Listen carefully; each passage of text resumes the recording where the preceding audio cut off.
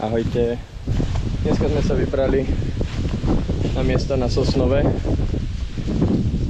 Je to tu dosť vysoko, tak uvidíme, či niečo bude. Boli sme tu 14 dní dozadu, niečo sme našli, ale mladé vtedy neboli. Tak uvidíme, či sa nejaké tlačia. Každopádne počasie teraz je brutálne dobre, ideálne. Čiže ja si osobne myslím, že jedna vlna ešte určite vyjde. A podľa toho počasia vyzerá, že je aj celkom veľká. A čo tu máme? Suchohrybíky. Pozrieme ho. Taký starší. Ale vyzerá pevný, uvidíme. Tak držte nám palce. Tak bohužiaľ na tých miestach sa už okrem tých suchohrybíkov a asi štvrtky košíka lieviku trúbkovitého, to som nenatáčal. Nepodarilo nič. Tak kolegov som zaviezol a ja som ešte prišiel na úplne iné miesta.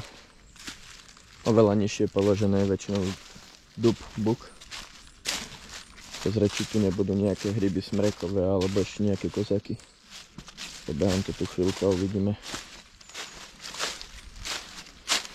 Bol som dosť smutný, že som ich zobral na také miesto, kde je to celkom ďaleko pešo. A ani jeden sa nám ten Sosnový nepodaril. Ale verím, že ešte vybehnú. Neviem, či tam, ale na iných miestach, čo na ne máme, tak áno. Tak idem to tu pobehať. A ak sa niečo nájde, tak sa ozvem. Mohli by byť kozáky dubové. Možno nejaký hryb smrekový. Uvidíme. Poprosím to tu. Inak videli sme aj pohabnice fialové, aj podpňovky. Ale to sme tiež nebrali.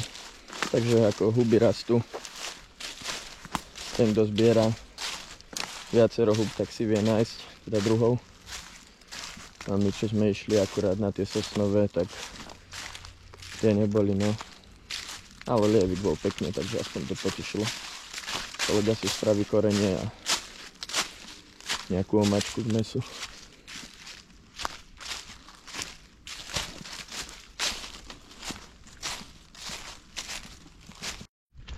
No pozeral som aj moje najlepšie miesta tu.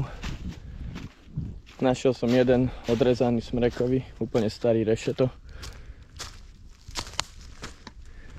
Ale sú pohavnice fialové, podpňovky sú, lakovky ametistové, strmolka inovateva. Čiže ak človek chce, že na zavaranie, tak by nazbieral plný košík pekne. A teraz som prišiel na moje miesta, na Sosnové, čo tu mám. Takýto svah, buk borovica, južne orientovaný, bola bedla. Tak uvidíme, či ešte tu niečo. Ak ani tu, tak ja dnes to zabalím. Treba ešte asi počkať. Ešte tak 10 dní. Predsa len, že to dlhšie trvá. Tie dažde boli len od minulého týždňa.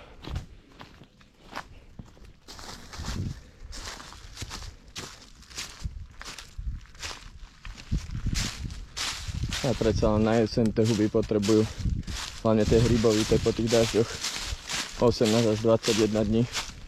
Cez leto je to tak o týždeň menej. Takže ja verím, že ešte vybehne nejaká vlna. Toho sa nebojím, ale... Jožiši. No tak aspoň to trošku tu vyvalám. Ale tu potrebujú asi čas. Tuto dole niekedy nachádzam sosnaky. Viem to tuto pozrieť cez taký hustejší lesík. Haló! Mám o sebe vedieť, keby náhodou je tu nejaký medmeď. Keď o sebe dáte vedieť, tak on nebude zisťovať dosť časti, on pôjde väčšinou preč. Nehovorím, že sa nestane, ale Treba o sebe dať vedieť v lese. Ten medveď nemá záujem za vami. Najhoršie je, keď vybehnete z niekaď a nevie o vás, že fúka od neho a necíti vás ani, tak vtedy je najhoršie, keď ho takto natrafíte na menšiu vzdialenosť a on sa cíti ohrozený. Máme aj sprej na medvede, našťastie sme ho ešte nepoužili. A dúfam, že ani nebudeme musieť ho niekedy použiť. Ale človeku to dá aspoň takú psychickú trochu pohodu, že keď náhodou, tak mám niečo, čím môžem ho skúsiť odplašiť. No, tuto rastávajú sosnačky. Nevidím tu ani jeden. Idem ešte trošku nižšie, tam ešte je druhé miestečko. Ten lesy sú krásne teraz. Wow. Ešte to bude paráda, si myslím. Nebude to už o plných košíkoch určite. Ale nájdu sa veľmi pekné kúsky. Počasie vyzerá fakt dobre. Pokiaľ sa to nejak drasticky nezmení, že začne mrznúť, tak by to mohlo byť v pohode. Sú tam noci, kde má byť 10 stupňov, čo je nadpriemerné. No a tu je to druhé miestečko. To je lepšie trošku.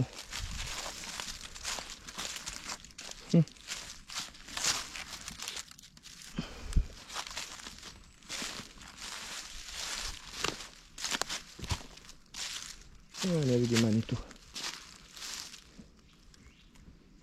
Tu vždy tie sosnové na tomto mieste konkrétnom dokážu tak extrémne prekvapiť, že človek to nečaká. Vždy sa ide. A 2-3 krát do roka sa stane, že naozaj je tu, na tomto metri štvorcovom dvoch skupín, každý aspoň 3-4. A veľmi pekné. Tieto mikrolokalitky si treba vždy pamätať, kde nájdete takéto skupiny. Zvykne tam potom bývať opätovne. Chceme ešte túto dole pozrieť. Ideme naspäť.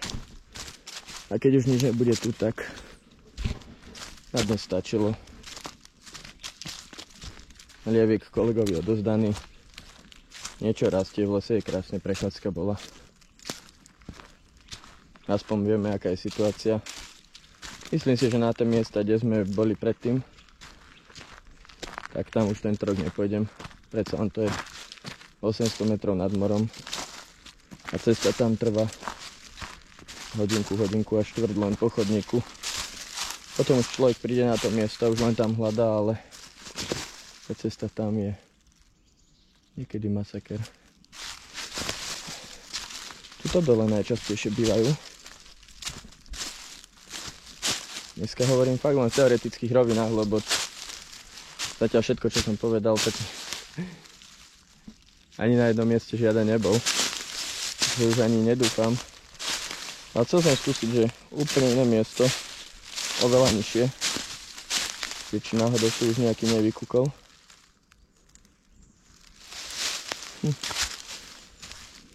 Dneska mi asi nemusí do nejaký nájsť.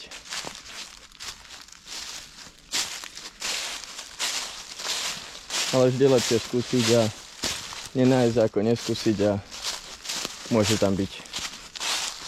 Takto aspoň viem, že ešte fakt tých 10 dní máme k ľude.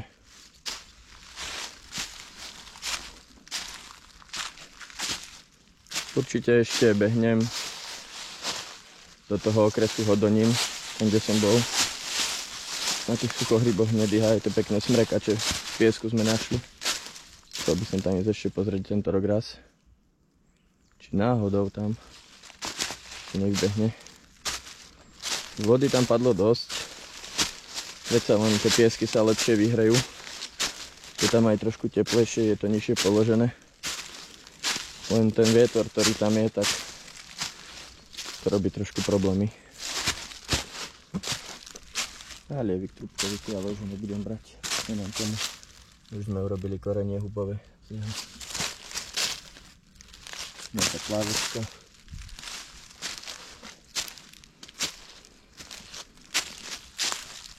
Ešte pozriem túto hranu. Je to také najviac vyfúkané.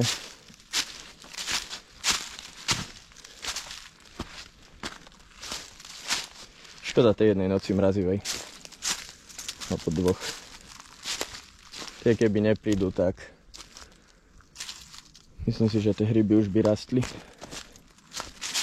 Ale pracujeme s tým, čo máme a ešte bohužiaľ to treba počkať.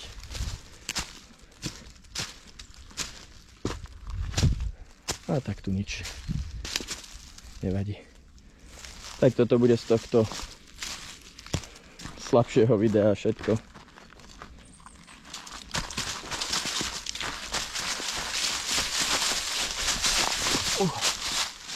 Ešte tu dole to pozriem.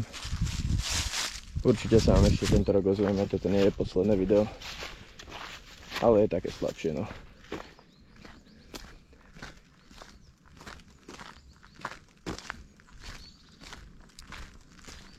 Tak sa držte, ahojte.